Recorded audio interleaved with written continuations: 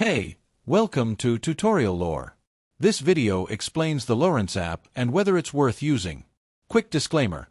This is an explained review based on user feedback and online data, not personal use or a visual demo. The Lowrance app is a companion tool for anglers that provides detailed maps, GPS navigation, and fishing data to make your trips more efficient.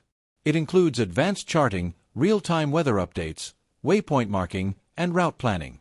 Users can sync the app with Lowrance devices for a more connected fishing experience. In terms of strengths, many users highlight the accuracy of its mapping features, seamless syncing with Lowrance fish finders, and the ability to download maps for offline use. The app also enhances planning by letting you save fishing hotspots and navigate safely. However, some limitations include the fact that certain premium features are locked behind a subscription, and a few users report occasional glitches or lag during updates. Beginners may also find the interface slightly overwhelming compared to simpler fishing apps. If you're finding this helpful so far, hit that like button, it really supports the channel. In summary, the Lowrance app may be worth it if you already use Lowrance devices or need a professional-grade fishing map and navigation system. Its detailed charts and connectivity features make it valuable for serious anglers.